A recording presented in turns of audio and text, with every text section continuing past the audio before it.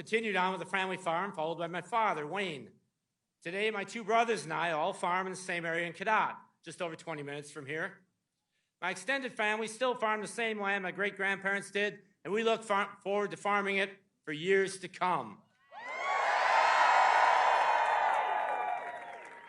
My wife, Deborah, and I purchased 700 acres of our own land and now grow 500 acres of corn, soybeans, and some hay. We built a grain setup and milk a small herd of cows.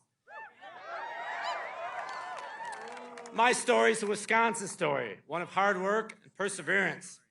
And that's why I'm glad and excited that Vice President Harris's running mate is a lifelong Midwesterner.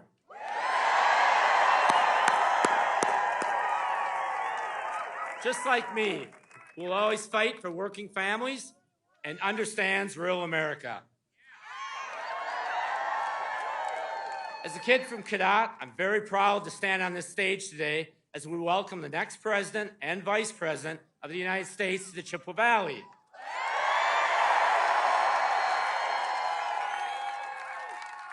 Vice President Kamala Harris and Governor Tim Walz know that rural America is the backbone of our nation. It's family farms like mine that feed our country, and it's small businesses in towns like Cadott that keep our economy strong. But while Donald Trump was in office, my brothers and I saw firsthand his disastrous trade wars and economic policies, which left many farmers like us struggling and devastated small and mid-sized grain farms. Trump stands on the side of big ag, big oil, and giant corporations, not family farms, and he made it harder for us to compete. Together with President Biden, Kamala Harris has fought for rural communities, whether through fixing our roads and bridges so we can get products to markets, or fighting to expand affordable health care.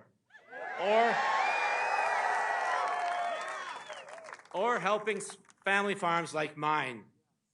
Donald Trump and JD Vance just don't care about rural America, no matter how much they pretend to.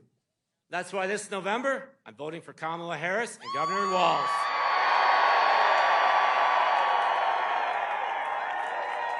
And now it's my honor to introduce our future Vice President, Governor Tim Walz.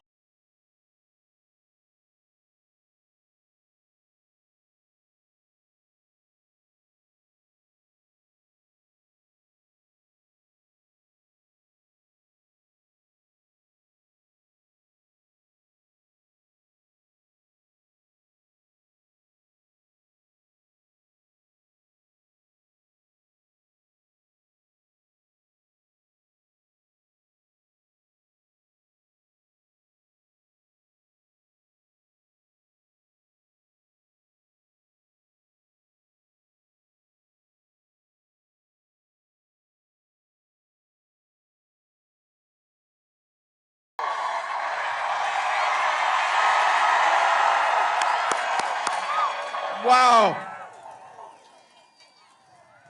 Wow. Hello, Eau Claire. Isn't it good to have a candidate who can pronounce the name correctly? Wow. Les, thank you. Thank you for the introduction. More importantly, thank you for articulating what we know it means to live out here in the Midwest. Care for your neighbors. Kindness. I want to acknowledge a few people today. Somebody who I have to tell you might be the kindest human being I have ever met. Your governor, Tony Evers. A dear friend of mine who I had a chance to serve with in the House of Representatives, an incredible Senator, Tammy Baldwin.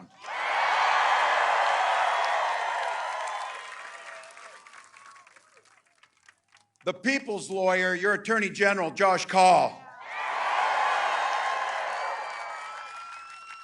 And someone who knows education's the foundation of everything, State Superintendent Jill Underly.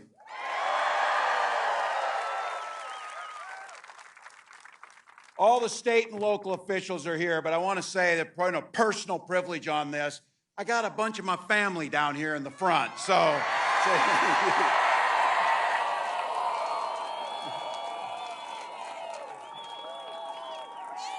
A couple.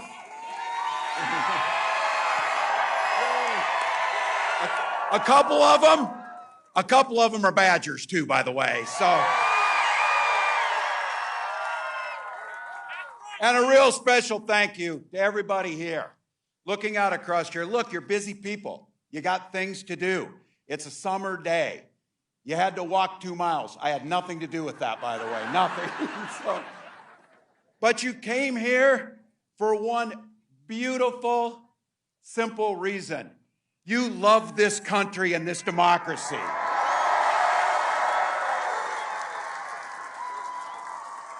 I couldn't be prouder to be on this ticket to help make Kamala Harris the next president of the United States.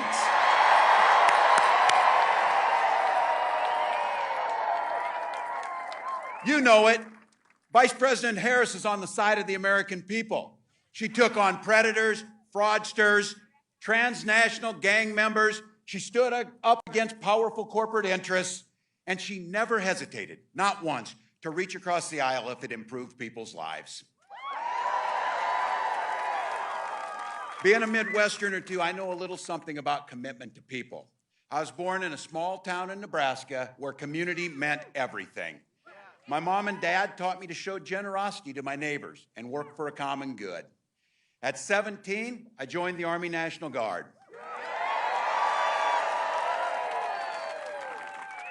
For 24 years, I proudly wore the uniform of this nation.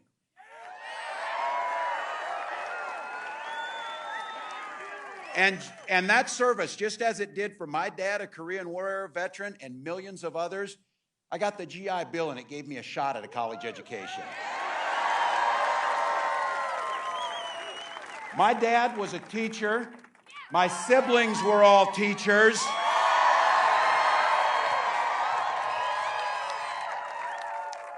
And 3 of them married teachers. It's noble work. I had the privilege of teaching public school, social studies, and coaching football for 20 years. And for all you Packer and Badgers fans, yeah, we did win a state championship. So it's what we do. But it was my students who encouraged me to run for office. I never thought that much about it, but they saw in me what I was hoping to instill in them. This idea of a commitment to a better world, a common good, a belief that one single person can actually make a difference.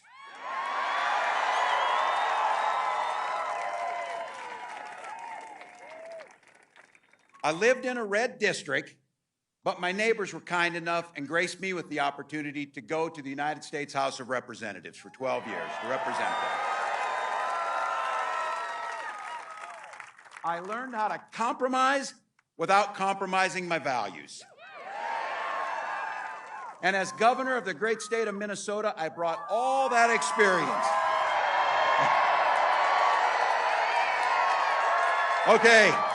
Okay. Are there Minnesotans in the house today?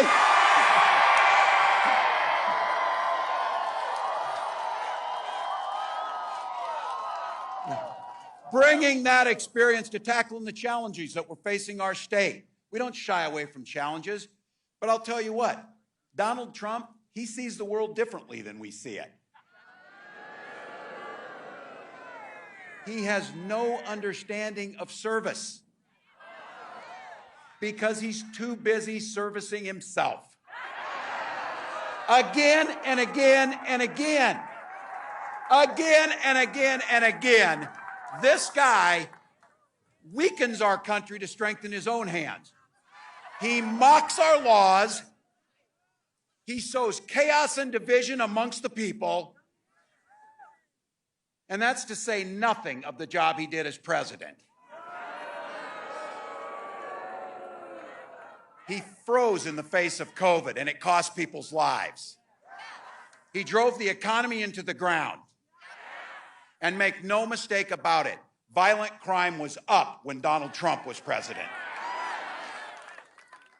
Those of you who are a little older know this. Older Republicans used to talk about freedom.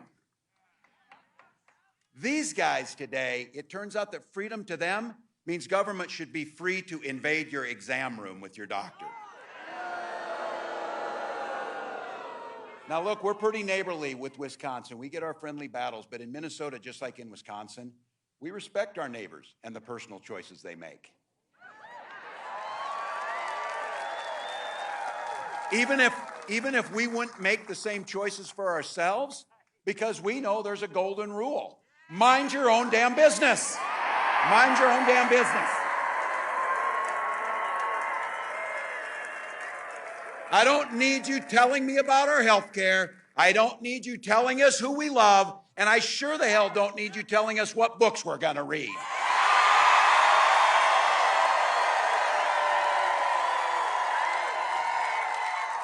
And there's a very personal one for me, and that includes IVF. Some of you might have heard this. This is very personal for my wife and I. When Gwen and I decided to have children, we went through years of fertility treatments. And I remember each night praying that the call was going to come and it was going to be good news. The phone would ring, tenseness in my stomach, and then the agony when you heard the treatments hadn't worked. So it wasn't by chance that when we welcomed our first child, our beautiful daughter, we named her Hope.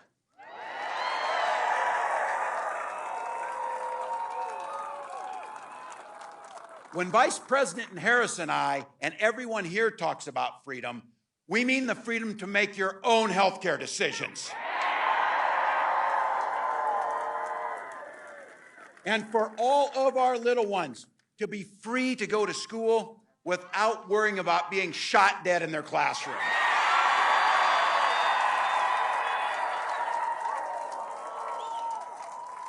And just like Wisconsin, over in Minnesota, we believe in the Second Amendment, but we also believe in common sense gun violence laws.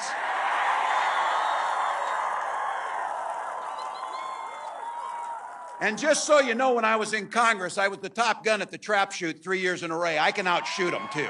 I can outshoot these guys. Look, freedom is when freedom. Oh, can we get somebody to help? Somebody's hot. Somebody's hot. Can we get somebody to help? You okay? Drink some water, folks. It is hot out. Get somebody else.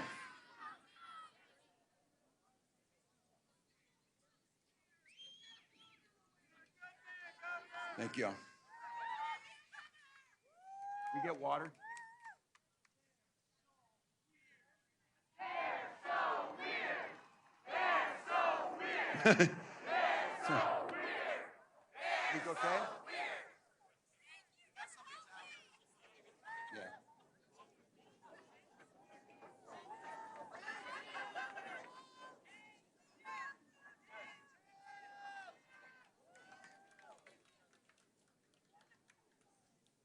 Thank you all for helping. Grateful. Thank you.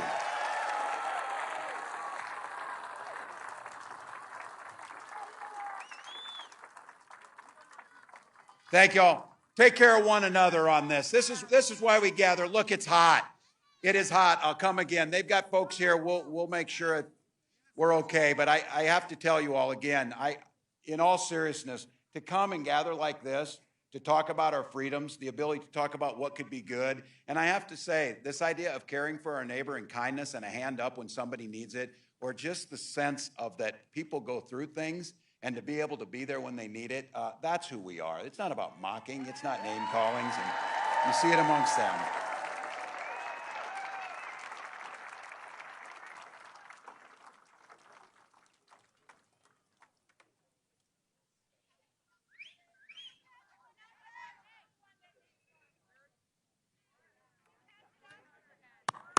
Yay. Thank you all.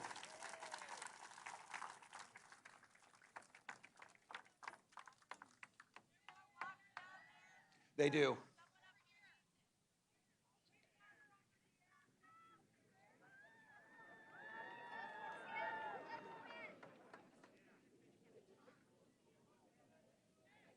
Thank you all. We're okay. We have someone down.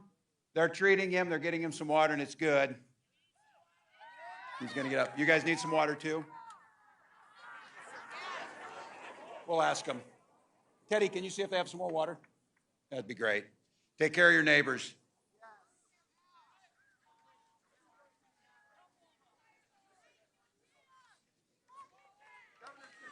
There we go.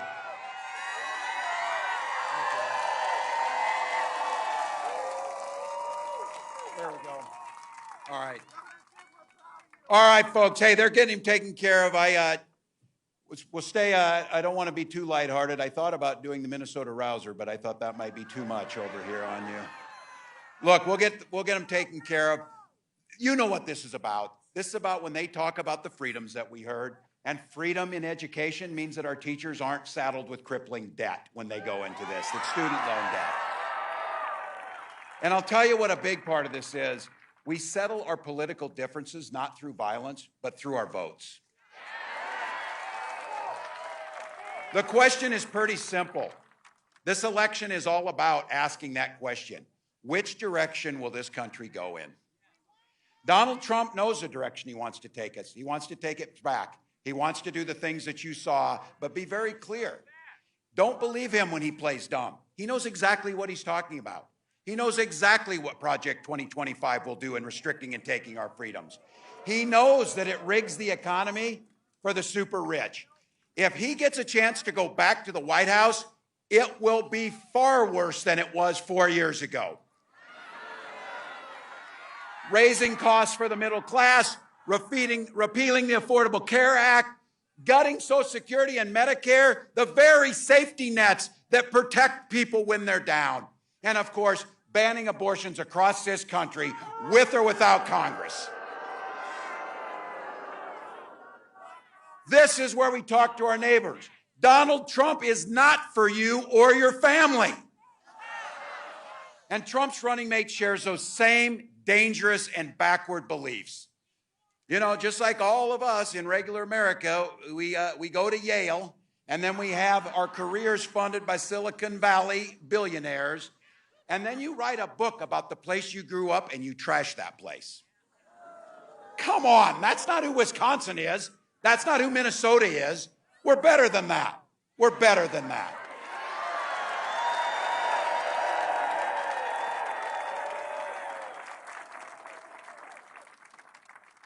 One of the best parts of this job is going to be, I can't wait till the debate. So,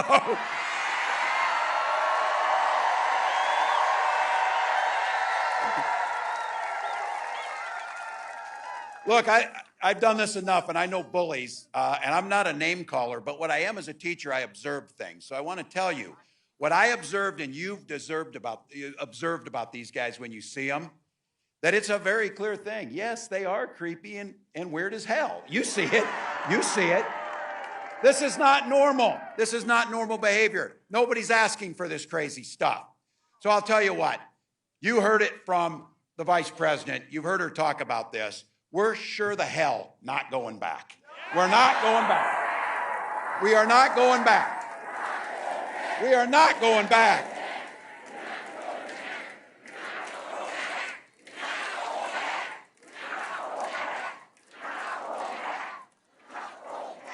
We damn sure aren't, but it's even more than that. This is a campaign about where we're going, and that's a future where everyone matters and everyone's included. Kamala Harris, she believes in the freedom to make your own choices. She believes in opportunity for every single person to join the middle class. And she believes in the promise of America.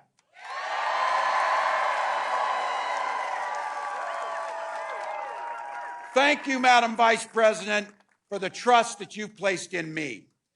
Wisconsin, please help me in giving a warm Midwest welcome to the next President of the United States, Kamala Harris.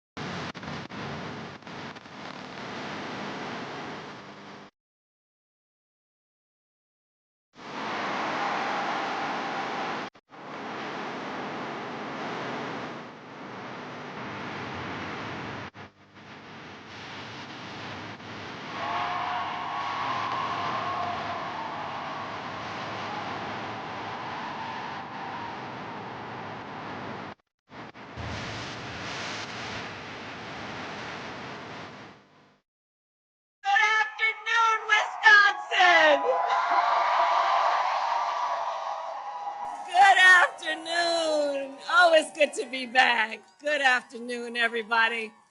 Can we hear it for Tim Walz?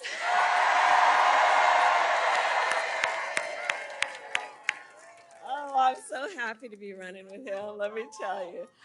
So let me start by thanking Les, your words, your leadership, your voice. It's so important. Les, thank you for everything you are and everything you do for our country. And it is good to be with so many incredible leaders, including the most magnificent, wonderful Governor Tony Evers. Every time I come to Wisconsin, Tony meets me on the tarmac. He's such an incredible human being. I want to thank Secretary of State Sarah Godlewski, Chair of the Wisconsin Democratic Party, Ben Wickler, and my dear, dear friend, Senator Tammy Baldwin. I served with Tammy when I was in the United States Senate, and I'm gonna tell you, she was always, always, always fighting for the people of this state. And in November, we are going to re-elect her to the United States Senate.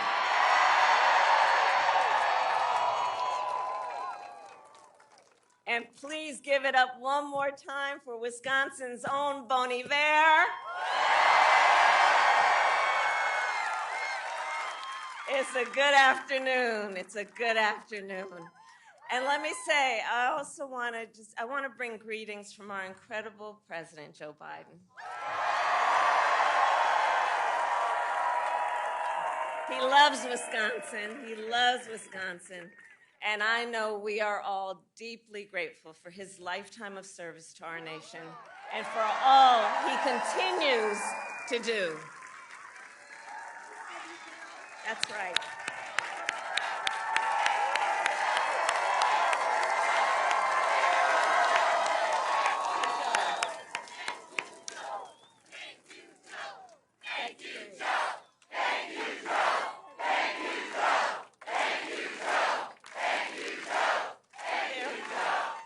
That's right. I'm going to tell him what you said. So, Wisconsin, this has been a big week. On Monday, I officially became the Democratic nominee for President of the United States.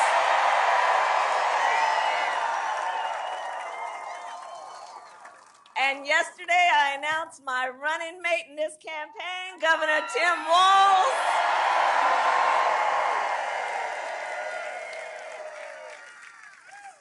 And as you just heard, and the Minnesotans here know, Tim has an incredible record as governor of the great state of Minnesota.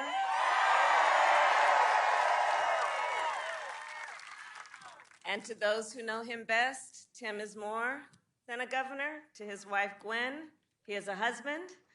To his kids, Hope and Gus, he is dad.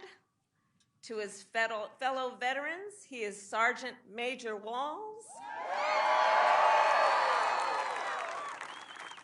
To the people of southern Minnesota for 12 years, he was a congressman.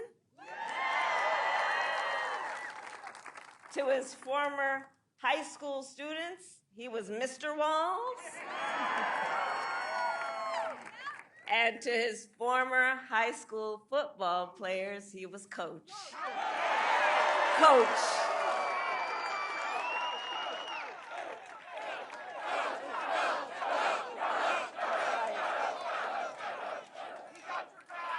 And in 90 days, the nation will know Coach Walz by a new title, Vice President of the United States of America.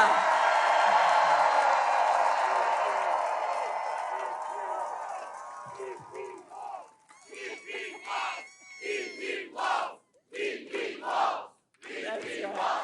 Oh, it really is good to be back in Wisconsin. So listen, let me tell you, I am clear. The path to the White House runs right through this state. And with your help, we will win in November. We are going to win. We are going to win.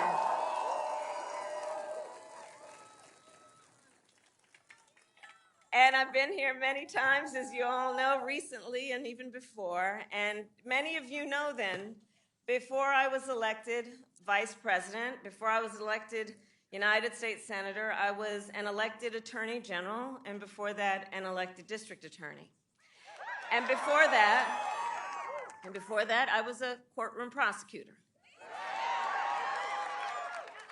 So in those roles, I took on perpetrators of all kinds.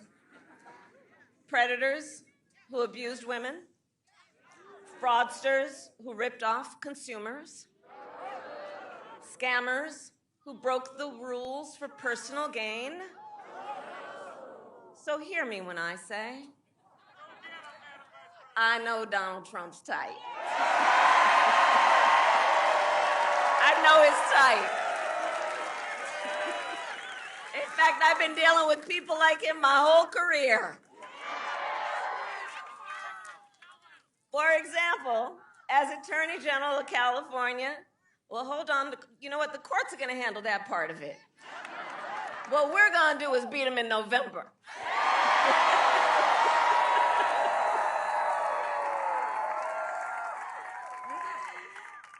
So I'll tell you, as Attorney General, I took on one of our country's largest for-profit colleges that scammed students. Well, Donald Trump ran a for-profit college that scammed students. As a prosecutor, I specialized in cases of sexual abuse. Well, Donald Trump was found liable for committing sexual abuse. As Attorney General, I held the big Wall Street banks accountable for fraud. Well, Donald Trump was just found guilty of fraud. 34 counts. So in this campaign, I'll tell you, I will proudly put my record against his any day of the week.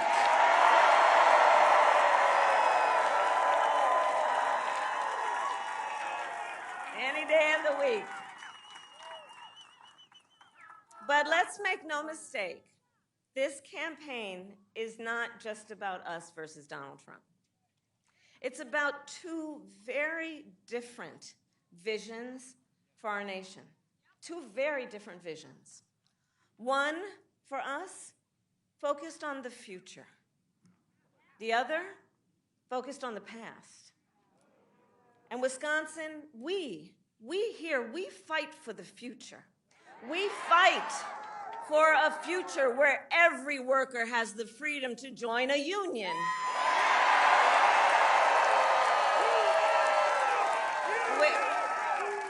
Union strong. Union strong. Union strong.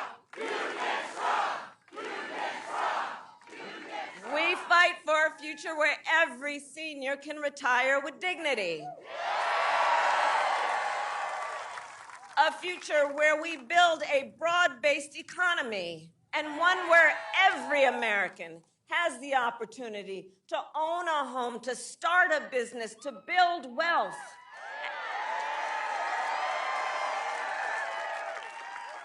And understand, in this fight, as Tim Walz likes to point out, we are joyful warriors. Joyful warriors. Because we know that while fighting for a brighter future may be hard work is good work. Hard work is good work. And so we will continue to fight for affordable housing, for affordable health care, affordable child care, and paid leave.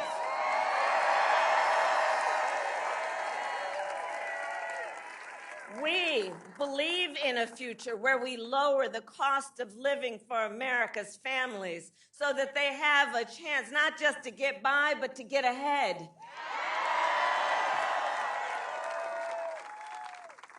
Because while our economy is doing well by many measures, prices for everyday things like groceries are still too high. You know it and I know it. You know, when I was Attorney General, I went after price-fixing schemes. And when I am president, it will be a day one priority to fight to bring down prices. I will take on big corporations that engage in illegal price gouging. I will take on corporate landlords that unfairly raise rents on working families. I will take on big pharma and cap the cost of prescription drugs for all Americans, and continue to bring manufacturing jobs back to America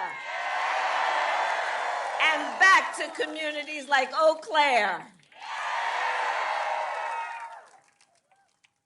So all this is to say, strengthening our economy and building up the middle class will be a defining goal of my presidency.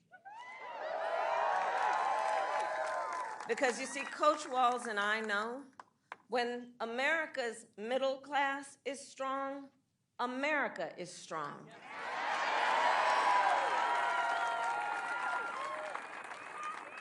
And as we work to move our nation forward, Donald Trump intends to take our nation backward. There is so much evidence of that point. There really is. But look at most recently, Project 2025 in that agenda. Project 2025, you know, if you have some time to take a look at it, I'm telling you, it is a plan to weaken the middle class. It is a plan to weaken the middle class. If he is elected, Donald Trump intends to give tax breaks to billionaires and big corporations. He intends to cut Social Security and Medicare. He intends to surrender our fight against the climate crisis, and he intends to end the Affordable Care Act. And because we all remember what it was like before the Affordable Care Act, we understand what that means. That's about taking us back to a time when insurance companies had the power to deny people with pre-existing conditions. You remember that? What that was like when we're not going back.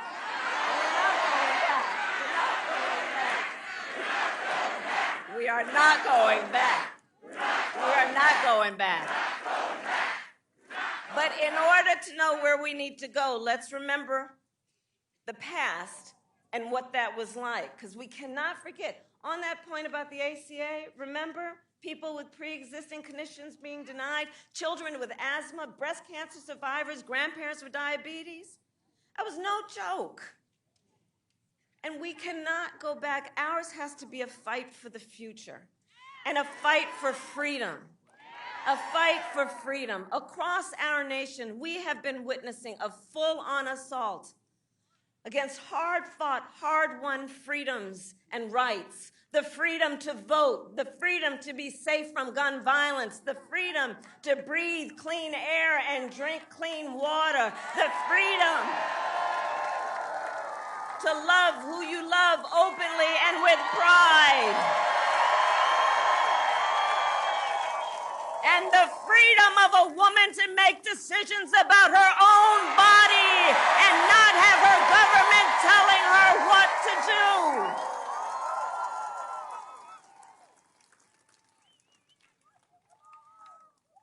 And let's remember the traditions of our great country. Generations of Americans before us led in the fight for freedom. And now then, as they would expect, the baton is in our hands. The baton is in our hands, each and every one of us. So we then, who believe in the sacred freedom to vote, will finally pass the John Lewis Voting Rights Act and the Freedom to Vote Act. We who believe in the freedom to live safe from gun violence will finally pass universal background checks, red flag laws, and an assault weapons ban. We who believe in reproductive freedom will fight for a woman's right to choose. And we remember that when he was president, Donald Trump handpicked 3 members of the United States Supreme Court, the court of Thurgood and RBG, because he intended for them to overturn Roe v. Wade. And as he intended, they did. And now more than 20 states in our country have a Trump abortion ban, many with no exceptions even for rape and incest. And if he wins, we all know he will sign a national abortion ban to outlaw abortion in every state, even in Wisconsin. But we are not going to let that happen because we trust women. And when I am President of the United States and when Congress passes a bill to restore the protections of Roe v. Wade, I will sign it into law.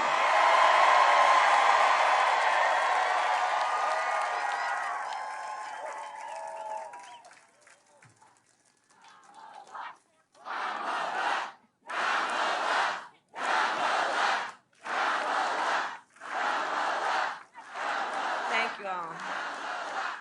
So listen, everyone took time out of your busy lives and days and all your obligations to come out here and to be together as one community.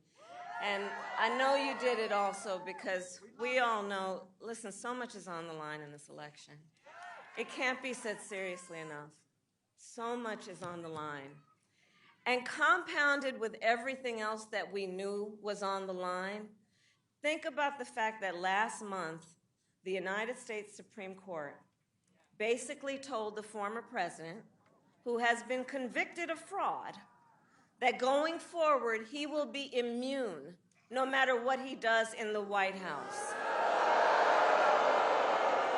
Think about what that means and the changed circumstances since 16/6/20 when you think about what that court decision means. Donald Trump has openly vowed if reelected, he will be a dictator on day one. That he would weaponize the Department of Justice against his political enemies. That he would round up peaceful protesters and throw them out of our country. And even, quote, terminate the United States Constitution. So let us be clear. Let us be clear. Someone who suggests we should terminate the Constitution of the United States should never again have a chance to stand behind the seal of the President of the United States.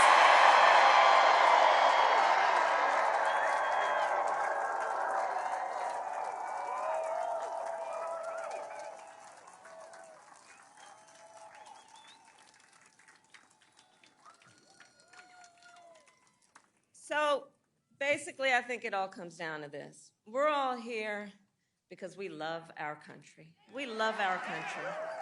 We love our country. And I do believe it is the highest form of patriotism to fight for the ideals of our country. And that's how we preserve the promise of America. Because after all, the promise of America is what makes it possible, by the way, for Governor Walz and me to stand on this stage today. Just think about it. 2 middle-class kids, one a daughter of Oakland, California, who was raised by a working mother and had a summer job at McDonald's. The other, a son of the Nebraska Plains who grew up working on a farm. Think about that. Only in America is it possible for them together to make it all the way together to the White House. Only in America. Only in America.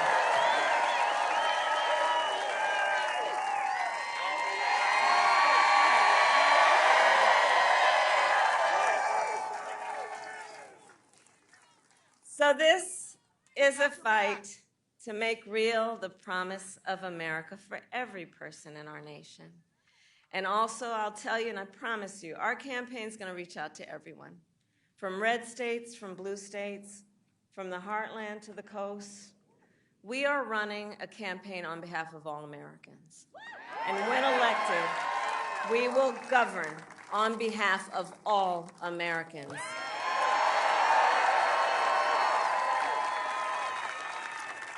Because Coach Walz and I know, and we're clear about this, unlike the other side, we work for you. We work for you, the American people, and we will always fight for you, for your family, for your freedoms, and for your future. So Wisconsin, ultimately, this election is about a question that we each face. We each face a question in this election, and that is, what kind of country do we want to live in? Do we want to live in a country of freedom, of compassion, of rule of law, or a country of chaos, fear, and hate? And the beauty of our democracy is we each have the power individually and collectively. We each have the power in a democracy to answer that question. The power is with the people. The power is with the people.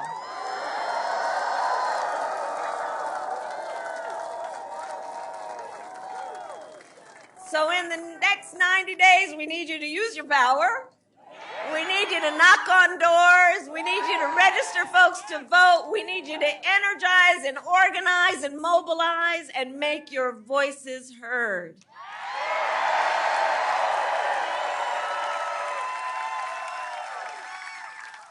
And I'll tell you, about an hour ago after I landed on Air Force Two, I met a collection of young leaders from Girl Scout Troop 3307. Oh, they were spectacular. Oh, they were spectacular. None of them taller than 3 feet. They were spectacular. And one of those young leaders had a shirt on that said, "You are powerful and your voice matters." Right? From the mouths of babes, they're telling us. They're telling us. And so let's remember that. Let's remember our power. Let's remember our voice matters. And with that, then I ask, are you ready to make your voices heard?